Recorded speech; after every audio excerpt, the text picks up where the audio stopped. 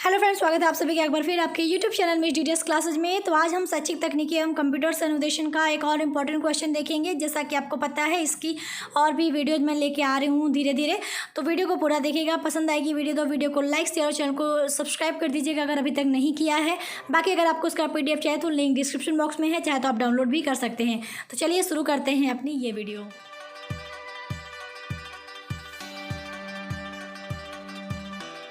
पे सबसे पहले हम प्रश्न देख लेते हैं। संप्रेषण की प्रकृति एवं विशेषताओं का उल्लेख कीजिए। ये हमारा आज का प्रश्न है इस पेपर का।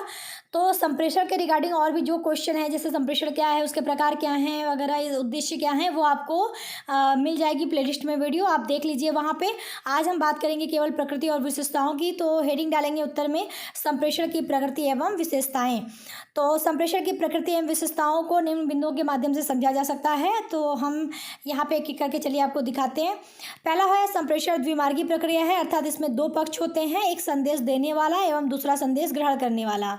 यानी ये द्विमार्गी का मतलब कि दो तरह की, यानी दो मार्ग प्रक्रिया है। जैसे कि ये मैं आपसे कहूँ कि आपको आपके पेरेंट्स कुछ काम कह रहे हैं कि आपको ये काम करना है, तो आप ऐसा तो नहीं कि अनसुना करते रहे हो बिल्कुल, तो आप बोले कि ठीक है हाँ कर देंगे। तो संप्रेषण, या फिर आपको कोई स्कूल में, आप वो विद्यालय में हो और जो है आपको एक संदेश दिया गया कि जो आप एक काम करो कि ये काम आप करके चले आओ, या फिर कल आपका एग्ज़ाम है, एक तरह का संदेश दिया गया। तो एक संदेश देने वाला है और एक संदेश ग्रहण करने वाला है। ऐसा तो नहीं कि केवल संदेश देने वाला हो, यानी पेरेंट्स आपको जैसे कुछ कह रहे हो तो आप वहाँ हो ही ना, बस वो हवा में कह रहे हो, तो ऐसा नहीं होगा। अगर वो किसी को कह रहे हैं तो एक संदेश लेने वाला होगा, उसी को तो संदेश दे रहे होंगे। तो संप्रेषण हम कह सकते हैं कि क्या है, द्विमार्गी प्रक्रिया है। यानी इसमें दो पक्ष होता है, एक देने वाला संदेश और एक संदेश लेने वाला।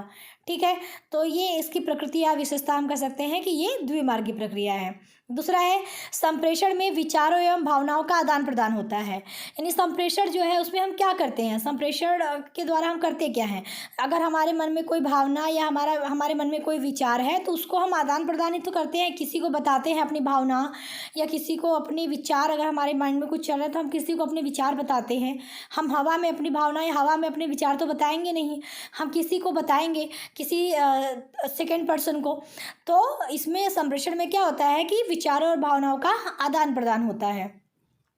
संप्रेषण एक उद्देश्यपूर्ण प्रक्रिया है जो कम से कम दो व्यक्तियों के मध्य होती है। यानी अगर संप्रेषण की बात करें तो संप्रेषण का एक उद्देश्य तो होता है, यानी संप्रेषण ऐसे ही एवे ही कोई नहीं करता। संप्रेषण का एक उद्देश्य होता है कि आपको अपनी बात पहुंचानी है, आपको अपनी भावना किसी को बतानी है, अपने विचार किसी को बताने हैं। तो एक उद्देश्यपूर्ण प्रक्रिया तो है ही, लेकिन यहाँ पे एक पॉइंट आप देख रहे हो, कम से कम दो व्यक्तियों में, यानी अधिक से अधिक कई व्यक्ति। जैसे होता नहीं, आप अपने विद्यालय की बात करो, क्लास में अध्यापक आता है, क्लास में तो बहुत सारे बच्चे रहते हैं, अध्यापक आपसे कहता है कि आप लोगों का परसों एग्जाम है, तो वो कई लोगों को ये चीज़ बता रहा है, सूचना कई लोगों को दे रहा है। तो कम से कम दो व्यक्तियों का होना जरूरी है, यानी कम से कम दो लोग हों, अधिक से अधिक जितने चाहे उतने हो सकते हैं। तो कम से कम दो व्यक्तियों का होना संप्रेषण में जरूरी है। और चौथा है, संप्रेषण सदैव एक गत्यात्मक प्रक्रिया होती है, अर्थात यह सदैव निरंतर चलने वाली प्रक्रिया होती है। यानी संप्रेषण ऐसा नहीं कि आपने एक बार संप्रेषण कर दिया तो वो रुक गया, नहीं, संप्रेषण हमेशा चलती रही, गत्यात्मक प्रक्रिया, यानी हमेशा ये चलती रहती है। संप्रेषण आप देखोगे हमेशा चलता रहता है, आप हमेशा अपनी बात रखोगे, हमेशा सूचनाएं दे दोगे, हमेशा अपनी भावनाओं को किसी से बताओगे, तो हमेशा चलने वाली एक प्रक्रिया होती है संप्रेषण। पांचवा है, संप्रेषण एक चक्रीय प्रक्रिया है जो प्रेषक के माध्यम से होकर प्रतिपुष्टि प्राप्ति के बाद प्रेषक पर ही समाप्त हो जाती है।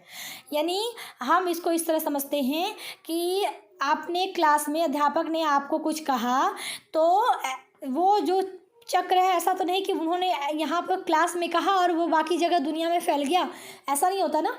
उस क्लास में कहा, उस क्लास में ही वो ख़त्म हो गई बात कि आप लोगों का परसों एग्जाम है, एक क्लास में बताया, तो अब ऐसा नहीं कि वो आज ये बात उन्होंने कह दी तो वो रोज़ यही बात कहेंगे, ऐसा तो नहीं हो सकता, क्योंकि परसों एग्जाम है तो परसों बीतने के बाद अगर हम वो बात कहें तो उस बात का कोई मतलब ही नहीं है।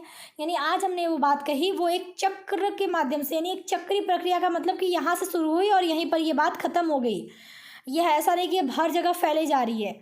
क्लास में जो है किसी के बीच अगर संप्रेषण हो रहा है तो वो संप्रेषण क्या है, चक्रीय प्रक्रिया होती है। वो प्रेषक और जो प्राप्त करने वाला होता है उसी के बीच ये समाप्त हो जाती है। यानी प्रेषक से प्रारंभ होती है और प्रतिपुष्टि प्राप्ति के बाद प्रेषक पर ही समाप्त हो जाती है। प्रतिपुष्टि यानी फीडबैक, जैसे हमने कहा कि बच्चों कल आप लोगों का एग्ज़ाम है, आप लोग तैयारी करके आइएगा। बच्चों ने कह दिया ओके सर, तो हमने क्या कर दिया, यहीं पर हमारी बात ख़त्म हो गई। यानी प्रेषक से, यानी हमसे ही ये बात शुरू हुई और हम पर ही आकर ये बात समाप्त हो गई। यानी बच्चों से प्रतिपुष्टि हमें मिल गई तो ये बात यहीं पर ख़त्म हो गई। तो एक क्या है, चक्रीय प्रक्रिया है।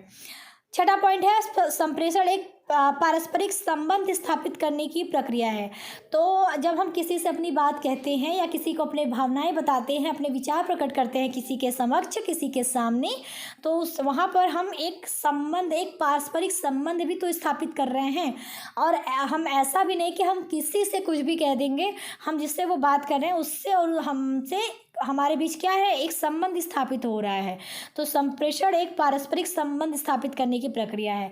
अब वो पारस्परिक संबंध जैसे स्टूडेंट और टीचर का हो गया, घर के मेंबर का और घर वालों का हो गया।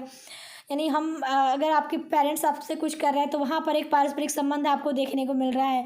विद्यालय में आपको देखें, आप दोस्तों में अगर कोई बात कर रहे हो तो वहाँ पे एक पारस्परिक संबंध दिखने को मिल रहा है। अगर आप ऑफिस से जुड़े हुए हो तो वहाँ पर आपको एक दोस्ती वाला जो संबंध है, एक फ्रेंडशिप सर्कल जो है, वैसा कुछ संबंध देखने को मिल रहा है। तो एक पारस्परिक संबंध स्थापित करने की प्रक्रिया होती है संप्रेषण।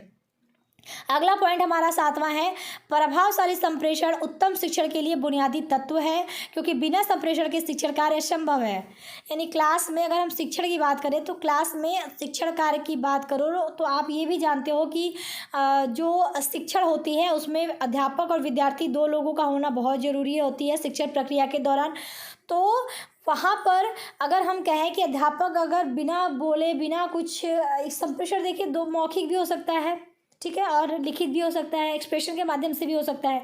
लेकिन अध्यापक अगर कोई प्रतिक्रिया ना करे तो क्या आपको कोई बात वो पहुंचा पाएगा, कोई बात वो संप्रेषित नहीं कर पाएगा, कोई बात आप तक नहीं पहुंचा पाएगा। तो प्रभावशाली संप्रेषण जो अगर हम बात करें तो वो उत्तम शिक्षण के लिए बहुत आवश्यक है। मतलब अगर हम शिक्षण को बहुत बेहतर बनाना चाहते हैं तो हमारा संप्रेषण जो है वो प्रभावशाली होना चाहिए। तो प्रभावशाली संप्रेषण उत्तम शिक्षण के लिए बुनियादी तत्व है, क्योंकि अगर हम संप्रेषण करें ही ना तो शिक्षण कार्य तो हो ही नहीं पाएगा। तो बिना संप्रेषण के शिक्षण कार्य नहीं होगा। चाहे वो संप्रेषण आप किसी भी तरह से, मौखिक करो, एक्सप्रेशन से करो, किसी भी तरह से करो, लेकिन संप्रेषण करना जरूरी है। अगर आप शिक्षण कर रहे हो तो शिक्षण कार्य बिना संप्रेषण के असंभव है। तो ये पॉइंट यहाँ पर रखा गया है। आठवां पॉइंट है, संप्रेषण प्रक्रिया में परस्पर अंतःक्रिया तथा पृष्ठ पोषण होना आवश्यक है। यानी अंतःक्रिया, अगर हम संप्रेषण की बात करें, दो लोगों के बीच, कम से कम दो लोगों के बीच तो संप्रेषण होनी ही चाहिए। तो वो संप्रेषण प्रक्रिया परस्पर अंतःक्रिया मतलब होती है ना, अंतःक्रिया का मतलब आपस में क्रियाएं हो रही हैं, तो परस्पर अंतःक्रिया भी होती है संप्रेषण प्रक्रिया में, साथ ही साथ पृष्ठ पोषण भी होता है। नहीं, फीडबैक हमें उधर से रिप्लाई मिल रहा है। ऐसा नहीं कि हम बस कहे जा रहे हैं, उधर से कुछ कोई जवाब ही, कोई रिप्लाई ही नहीं आ रहा। तो फीडबैक होना संप्रेषण प्रक्रिया में आवश्यक होता है, यानी पृष्ठ पोषण मिलना भी आवश्यक होता है। अगर आपसे टीचर कह रहा है कि आप लोगों को ये बात याद करके आना, आप लोगों ने प्रतिक्रिया में हाँ, हूँ या जो भी आप क्वेश्चन पूछे तो उसका जवाब दीजिए, हाँ मैं प्रतिक्रिया दीजिए, कुछ भी करिए, लेकिन एक फीडबैक मिलना चाहिए। तो संप्रेषण ज़्यादा अच्छा होता है, बेहतर होता है। नवा पॉइंट है, संप्रेषण में शिष्टता एवं नम्रता का प्रयोग किया जाता है। यानी संप्रेषण में एक शिष्टता होनी चाहिए, एक नम्रता होनी चाहिए, मतलब एक सॉफ्टनेस होनी चाहिए। ऐसा नहीं कि चिल्लाए जा रहे हो, वो संप्रेषण नहीं कहलाता है। किसी के ऊपर आप जो है बेवजह उसको सुनाए जा रहे हो तो वो संप्रेषण नहीं है। संप्रेषण में क्या होता है, शिष्टता होती है, नम्रता होती है, उन चीज़ों का प्रयोग होता है संप्रेषण में। 10वां है, संप्रेषण में विचार विनिमय तथा विचार विमर्श आवश्यक है। यानी संप्रेषण में आप, वही बात है ना, संप्रेषण में आप अपने विचार, अपनी भावनाएं रखते हैं, किसी से विचार विमर्श करते हैं, तो संप्रेषण में विचार विनिमय तथा विचार विमर्श आवश्यक होता है। तो हमारा जो अगला पॉइंट है वो है कि संप्रेषण ज्ञान स्थानांतरण करने की प्रक्रिया है, यानी ज्ञान का स्थानांतरण, ज्ञान को एक जगह से दूसरे जगह तक पहुंचाना। तो संप्रेषण क्या है? ज्ञान को एक जगह से दूसरी जगह तक पहुंचाने की प्रक्रिया है, यानी ज्ञान स्थानांतरण की प्रक्रिया है। परवा है संप्रेषण वैयक्तिक और अवैयक्तिक दोनों प्रकार से किया जा सकता है, यानी जो संप्रेषण है वो वैयक्तिक यानी दो व्यक्तियों के बीच या यानी व्यक्तिगत भी होता है, साथ ही साथ अव्यक्तिगत यानी सामान्य, जिसे हम कहते हैं कि सार्वजनिक या फिर सामान्य जो होता है, दोनों प्रकार से किया जा सकता है, यानी सबके लिए भी किया जा सकता है और आपस में व्यक्तिगत संप्रेषण होता है वो उस तरह भी किया जाता है। 13वां है संप्रेषण में शब्दों के साथ साथ संकेत व चिन्हों का भी प्रयोग होता है इत्यादि, यानी संप्रेषण में जैसे हमने कहा कि संप्रेषण हम बोल के भी कह सकते हैं, साथ ही साथ हम संकेत और चिन्हों का प्रयोग करके भी संकेत जो है संप्रेषण कर सकते हैं। जैसे आप ये देखिए, जो लोग बोल नहीं पाते हैं वो अब संकेत के माध्यम से बातचीत करते हैं, तो संप्रेषण ऐसा नहीं कि केवल शब्दों के साथ ही हो, वो आपके संकेत व चिन्हों के प्रयोग से भी हो सकता है। ठीक है, तो इत्यादि। ये 13 पॉइंट इनफ है, इससे ज़्यादा लिखने की जरूरत नहीं है। तो लास्ट में आप ये लिख सकते हैं, अतः स्पष्ट है कि उपरोक्त की हुई सभी बातें प्रभावी शिक्षण की प्रमुख विशेषताओं में से एक हैं। तो ये था आज का कंप्लीट वीडियो। आई होप आपको वीडियो समझ में आ गई होगी, अच्छी लगी होगी। वीडियो पसंद आए तो प्लीज़ वीडियो को लाइक, शेयर और चैनल को सब्सक्राइब कर दीजिएगा। तो मिलते हैं नेक्स्ट वीडियो में, तब तक के लिए टेक केयर, बाय बाय, जय हिंद। अगर आपको इसका PDF चाहिए तो लिंक डिस्क्रिप्शन बॉक्स में अवेलेबल है।